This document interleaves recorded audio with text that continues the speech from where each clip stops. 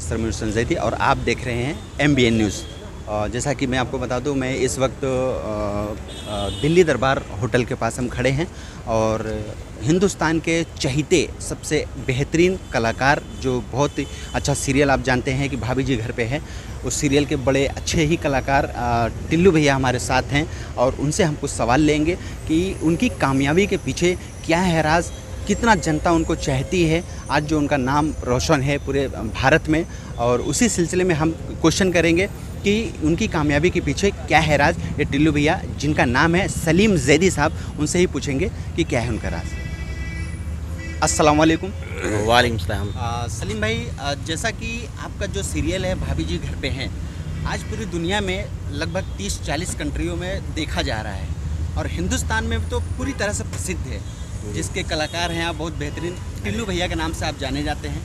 और इस कामयाबी के पीछे क्या है राज और इतनी कामयाबी कैसे मिली आपको, यहाँ तक पहुँचने में कितनी कठिनाइयाँ आई? सिर्फ एक ही राज है, वो है हमारे वालिद साहब की दुआएं। हमने अपने वालिद को कभी दिल नहीं दुखाया, उनकी खिदमत की।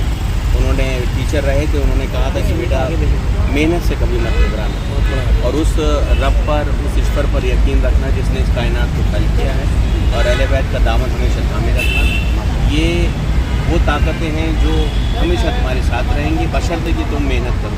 तो जब मुंबई में आए तो कोई नहीं था, यहाँ पर अपना मुस्तकिल किया, शिद्दत से मेहनत की और आखिरकार वो दिन भी आया जब KBC अमिताभ बच्चन जी के साथ हमें हॉट सीट पर बैठने का मौका मिला और KBC का प्रोमो किया।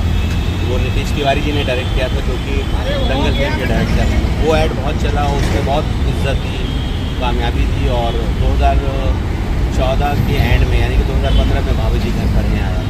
तो इसको जब मैंने साइन किया था तब मुझे पता नहीं था कि टिल्लू इतना बड़ा हिट हो जाएगा, क्योंकि इस सीरियल से पहले मैंने फिल्में की थी, भाग मिल्खा भाग, चलो ड्राइवर, ओ तेरी, ट्रिप टू भानगढ़, कई फिल्में की थी। मेरा इरादा तो फिल्मों में काम करने का था, लेकिन हालात ऐसे थे कि चलो करके देखते हैं, अल्लाह मालिक है। लेकिन जब भाभी जी घर पर हमें टिल्लू का किरदार किया और उसमें आवाज़ बदल कर पेश किया तो फीडबैक लोगों की ये मिली कि एक अलग आवाज़ से जो एक किरदार नौकर का निभाया है सलीम जैदी ने, वो दिलों पर छा गया। वो आवाज़ जो एक अलग तरीके, अल्लाह जाने लोगों को इतनी पसंद आई।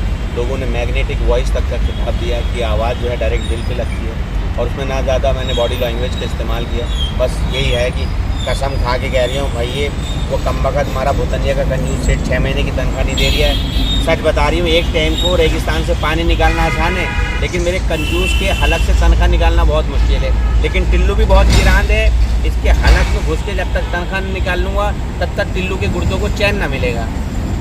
तो ये जो तनख्वाह का है मुद्दा, ये 2024 में मोदी आने के बाद क्या तनख्वाह आपको मिली या नहीं मिली? देखिए, ऐसा है कि शो में एक तो टिल्लू की तनख्वाह नहीं मिलेगी, दरोगा हब्बू सिंह निछावर लेता रहेगा और विभूति नायर मिश्रा जो है वो नल्ला रहेगा, जबकि वो छपरा यूनिवर्सिटी टॉपर हैं।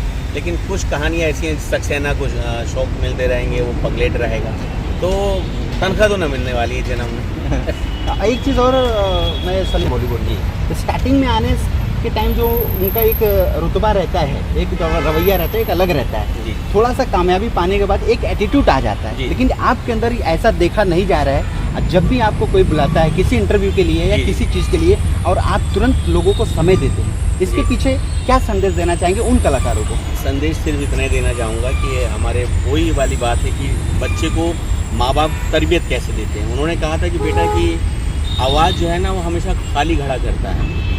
और दूसरी बात उन्होंने मिसाल दी थी कि बेटा जैसे पेड़ पर फल आते जाते हैं, वो झुकता चला जाता है। जब अल्लाह तुम्हें कामयाबी दे और तुम झुकते चले जाना, तुम उस अली के चाहने वाले हो जो कायनात का मौला होकर भी वो अपने दोस्त मीसा में तम्मार की दुकान पर बैठकर खजूर भी बेचा करते थे। मतलब मोहब्बत का मेयार ये होता है। तो आपकी कामयाबी जो है आपके इखलाक में, आपके किरदार में भी झलकनी चाहिए, ना कि सिर्फ आप चश्मा लगाएं, बड़ी गाड़ी से घूम रहे हैं, भीड़ आ रही है और आप उनको सेल्फी भी नहीं दे पा रहे हैं। अल्लाह ने आपको जब वो इज़्ज़त, वो मयार, वो वक़ार दिया है तो लोगों में मिलजुल कर रही है, क्योंकि इन्हीं से तो आपकी इज़्ज़त है, इन्हीं से तो आपकी पहचान है। बस यही हमारा सिलसिला रहा है। चैनल को सब्सक्राइब, लाइक, कमेंट, शेयर करें और बेल आइकन दबाना ना भूलें।